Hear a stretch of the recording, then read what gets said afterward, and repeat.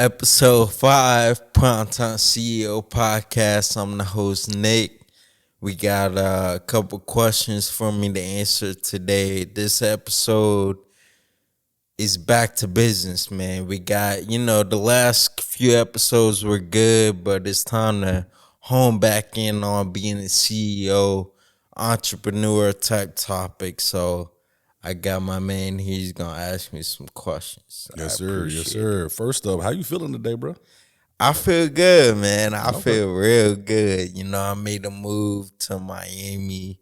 I have a few businesses in Charlotte, so I'm back and forth. But Miami's treating me good, man. I'm really focused down there. My building has a gym in it. I'm in the gym every day. I'm meditating, staying focused, not letting the party life get the best of me down there. Yeah, because Miami can party. They can, man. You got to be careful for sure. People try to trick you out your spot down there, but Okay. we're not having that, man. Right. Exactly. All right, let's Yes, get in sir. these questions, man. First up, is there a way to be successful in business and still have some vices? That's a real good question. I think it's not impossible, but is it recommended? No, because vices just hold you back and they tend to slow everything down. And I'm going to tell you like this, it's already hard enough to do the right thing, to get up every day, do what you got to do what you need to do, accomplish your goals. Why would you put vices in the way of that to make it harder already? That's what you got to think about. Like, I'm not saying don't enjoy your life, don't live in the moment sometimes, because in those moments you learn things too. But there's a balance, and as long as the beam's leaning more towards focusing and locking in and less of devices and things that hold you back, I think you'll be good to go. Okay. This next one, I really want to hear your answer to this because I was just having a debate. The question is, do you listen to your heart or your brain more in business? That's a really, really good question because, I feel like everyone wants to listen to their heart. They want to do the right thing. They want to look out for people. They don't want to see anybody struggle, but your brain is your brain for a reason. And 9 times out of 10, it's not going to steer you wrong. So while your heart is important to listen to as well, I would say in business, definitely your brain, because you're gonna be able to do more calculations and make strategic moves that if you running off your heart's energy, it's not gonna come out the way you want it to. I feel that. I agree too. All right. So what is a realistic timeline for someone who wants to start their own business or acquire one?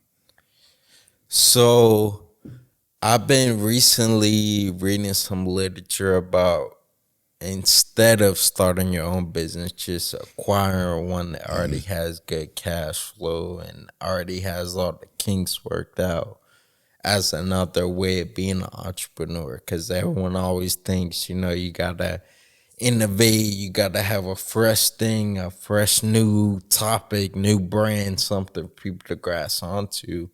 That's very difficult, and that's not cut out for everybody.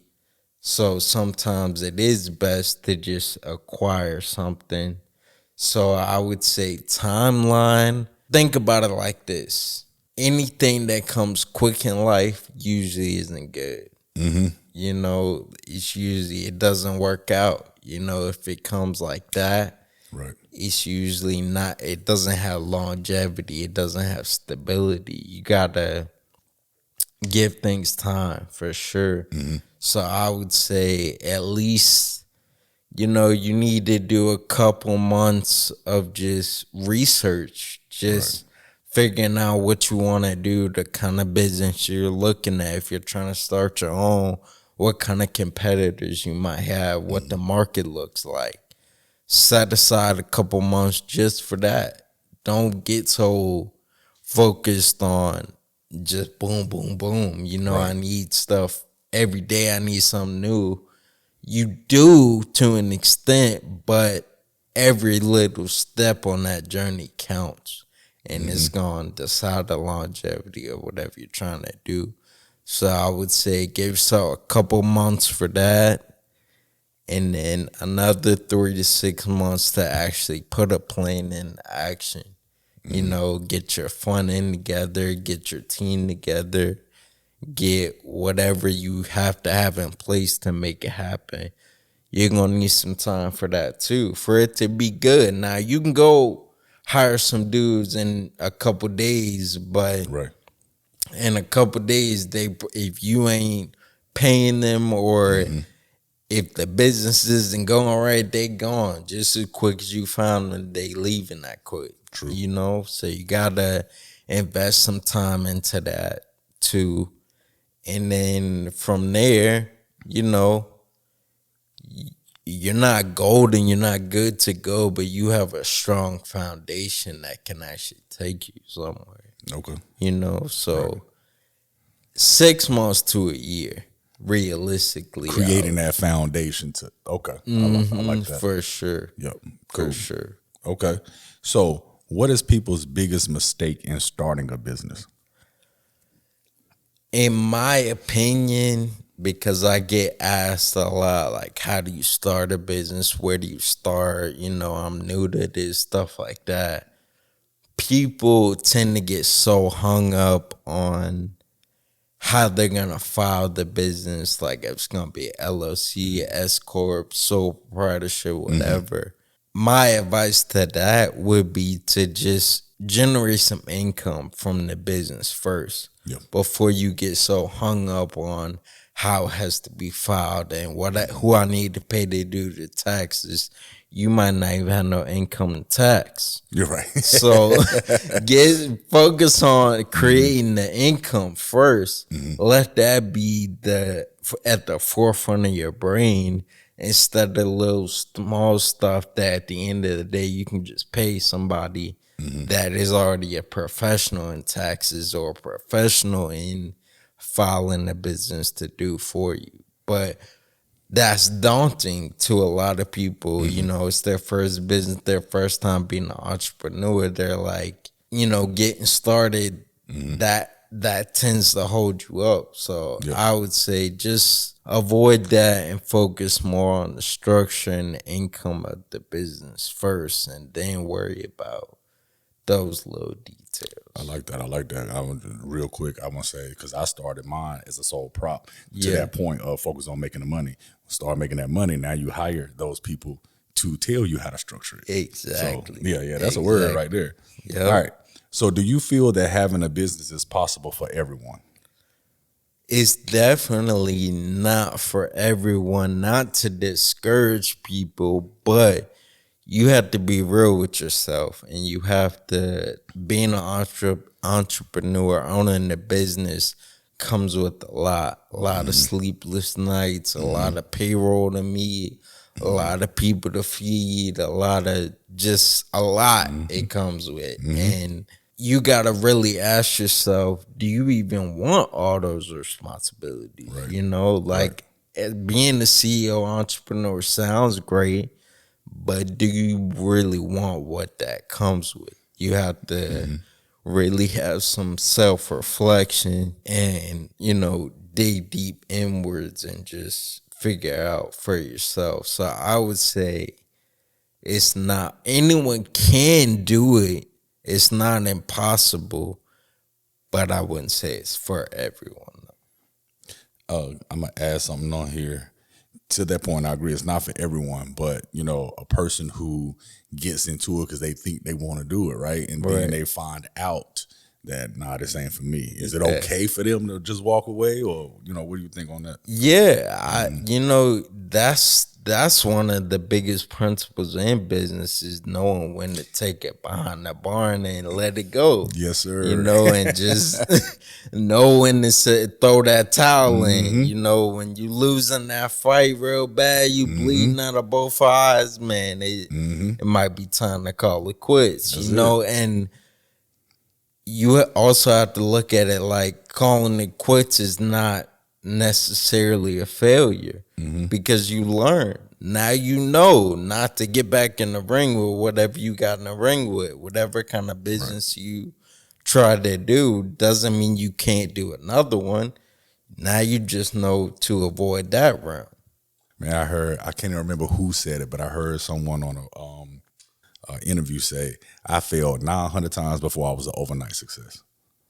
That's true, man. Yeah. I mean, I feel like that's a lot of entrepreneur stories, man, because I feel like honestly, God put you through a lot of tests and failures to build your resilience for that big opportunity, for that big breakthrough. Because if you just have an overnight success and you have no experience with nothing, payroll, just all the logistics that go into business, it's not gonna work. You know, it's gonna fall apart just as quick as you got it. You know. Yep. All right, cool. So switching gears a little bit, how do you have a good communication with your parents about what you want in life and in business?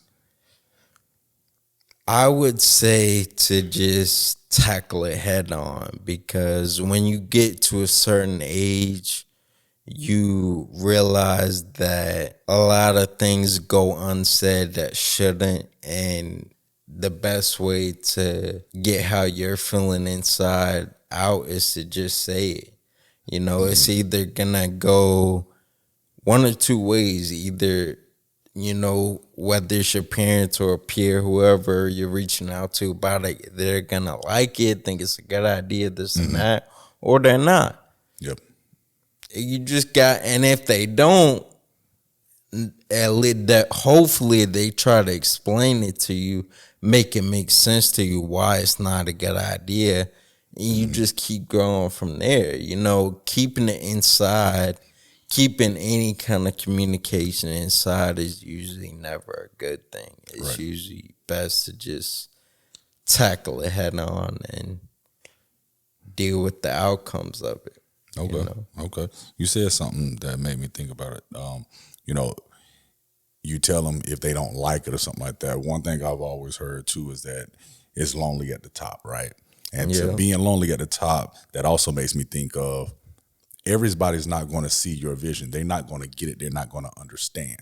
You are the one giving that vision. You know what I'm saying? Yeah. So to that point, let's say, you know, you had a vision and you know that's what you want to do, and maybe your people just didn't understand it, like they don't see it. How do you, you know, help them? Or do you help them see it? Or do you just be like, just sit back, trust me, I got this, and prove it? Sometimes you gotta just sit back or have them sit back and be like, look, I got this. Let me just show you what I'm talking about. You're not seeing it.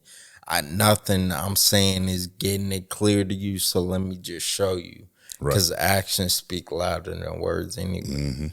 And to that point, sometimes it's best to, you know, advice from my aunt, real valuable piece of advice. She said, don't broadcast your ideas and successes until they've already happened. Right. You know, because when you start talking about it before and you start talking about ways it could go bad and negative sides, you're putting bad energy in the air. Just focus on creating something great and let that speak for itself. Absolutely. And then you don't tell people either, because there's a lot of dream killers out there. Yeah, and dream stealers. Yes, dream stealers too. Dream Yeah. stealers, man. They, you know, Yep. you gotta be careful who you talking to. You never know who's listening. That's you know? right. That's right. All right. So, does money define success to you?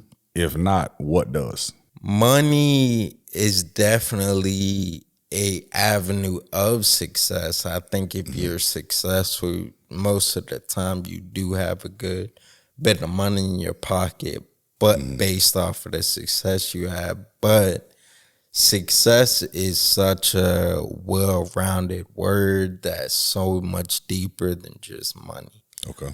You know, you have to tie success to what your life is like, what your family life is like, what your social life is like. You know, it has a lot more realms to it than just money. So while I would say money is a part of success, it's not everything. And I would say to me, success is overall how you're doing, Okay. from physical, mental, social, all aspects of your health play into success for me. Gotcha. Okay. All right. Now, what's the best time of year to get money? That's a good question. Okay. It definitely depends on the kind of business you're in, because businesses have seasons. They have ups and downs, you know, Yep. popular times, quiet times. So it definitely depends on, like, if you're selling swimsuits, obviously during the summer is gonna be that time for you to get that money, because Right. everyone needs a swimsuit. No one really needs one in the winter unless they live in Miami and it's Yeah. 80 degrees in December, Right, you right. know, or January, whatever. But you know, for the most part, you have to look at whatever kind of product you're trying to push behind your business, and and you have to pay attention to that. You know, you have to keep that in the forefront of your mind, because you can miss it. Right. If you're just floating by like, yeah, I'm gonna sell these swimsuits, yeah, I'm gonna sell these shoes, whatever, you can miss the whole opportunity of the high time, Right. you know. And I would also say the winter time is also a really good time to outwork everybody, because Yep. it's cold out. People are not, they don't like going outside. Some people do, you Yep. know, some people could care less, but the majority of people are like bears. They want to hibernate in Right. the winter, Right. you know? And so during that time, that goes back to the vices. Don't waste it on vices and goofing off. You know, really use that time while everyone's inside, while your competitors might be hibernating, to take advantage. I like You that. know, All right. So this next one. What's your favorite clothing brand and what does it symbolize? that, you know, as of late, I've been rocking suits a lot. Yep, You yep. know, I like the way they make me feel. I like the way they give me a certain type of energy when I put it on. I like for it to fit right and feel right. So Okay. I would say I'm a button it for y'all, boss. Okay. You know, they have some really good suits. This is one of the more higher end ones, but they have like entry level ones, $200-300, and they're still very nice, very high quality. And it's just something about a suit when you put it on. It's almost like, even if you don't know what you're talking about, people think you know what you're Right, talking right, about. You right. know, you look professional. Right. You look the part. You know, so if that's the way you're trying to live your life, go to Men's Warehouse, go to Boss, go to trying to think, TJ Maxx. They got suits at TJ Maxx, and then you can go get them fitted. You know, that's the important part too, because you don't want no baggy suit. That's right. Because that's gonna make you not want to wear it. Nobody wants to wear a baggy suit that looks like their uncle from 30 years ago gave it to him. Right, You know right. that. So go get it tailored. Tailors are like $20-30, and they form it to your body the Right. way it should be. You know, so Good stuff. I would say suits just symbolize like success and focus for me, Okay. you know. So I like that. Success and focus. Yeah, I Yeah. like that. Good stuff. Good stuff. You said back to business, right? back to business, man. Episode 5. You know, I had to come back to Charlotte just for this one, man. Shout out Charlotte Podcast Studio, man. You always take care of me. You Yes, sir. always make me Appreciate it. look good. You know, y'all got the best equipment in town. And I appreciate it. Man, we appreciate you, man. Appreciate it. Yes, sir. Yeah.